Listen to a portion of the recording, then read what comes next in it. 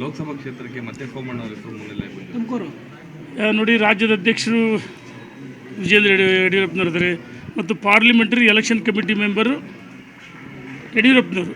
ರಾಷ್ಟ್ರೀಯ ನಾಯಕರು ಏನು ತೀರ್ಮಾನ ಮಾಡ್ತಾರೆ ನನಗೆ ಮಾಹಿತಿ ಇಲ್ಲ. ದಾವಣಗೆರೆಗೆ ನೀವು ಆಕಾಂಕ್ಷಿ ಅನ್ನೋದನ್ನು ಹೇಳ್ಕೊಂಡಿದ್ದೀವಿ. ದಾವಣಗೆರೆಗೆ ನಾವೇನು ಹೇಳಿದ್ದೀವಿ, ನಾವು 5-6 ಜನ ಆಕಾಂಕ್ಷಿಗಳಿದ್ವಿ, ಸಮೀಕ್ಷೆ ಮಾಡಿಕೊಡ್ರಿ ಅಂತಂದು ನಮ್ಮ ರಾಜ್ಯದ ಅಧ್ಯಕ್ಷರು ವಿಜೇಂದ್ರ ಯಡಿಯೂರಪ್ಪನವರಿಗೆ ಮತ್ತು BS ಯಡಿಯೂರಪ್ಪನವರಿಗೆ ನಾವು ಮನವಿ ಮಾಡಿದ್ವಿ. ಪಕ್ಷ ಏನು ತೀರ್ಮಾನ ಮಾಡುತ್ತೆ, ಎಲ್ಲ ಮುಖಂಡರು ಭೇಟಿ ಮಾಡಿ ಚರ್ಚೆ ಮಾಡಿ ನಮ್ಮ ಕಾರ್ಯಕರ್ತರ ಮುಖಂಡರ ಭಾವನೆಗಳನ್ನು ತಿಳಿಸಿದ್ದೀವಿ.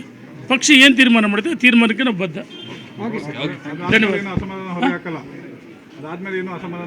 ದೇಶದಲ್ಲಿ ನರೇಂದ್ರ ಮೋದಿ ಪ್ರಧಾನಮಂತ್ರಿ ಆಗಬೇಕು, 28 ಲೋಕಸಭೆ ಗೆಲ್ಲಿಸಬೇಕು ವಿಜೇಂದ್ರ ಯಡಿಯೂರಪ್ಪನವ್ರ ಸಾರಥ್ಯದಲ್ಲಿ. ಅದು ನಮ್ಮ ಗುರಿ, ಅದು ನಮ್ಮ ಸಂಕಲ್ಪ.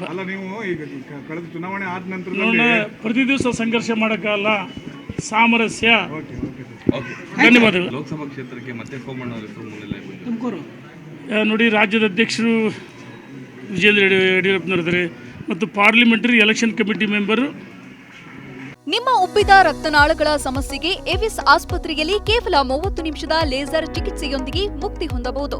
ಹೆಚ್ಚಿನ ವಿವರಗಳಿಗಾಗಿ ಸಂಪರ್ಕಿಸಿ 8088837000. ಯಡಿಯೂರಪ್ಪನವರು. ರಾಷ್ಟ್ರೀಯ ನಾಯಕರು ಏನು ತೀರ್ಮಾನ ಮಾಡ್ತಾರೆ ನನಗೆ ಮಾಹಿತಿ ಇಲ್ಲ.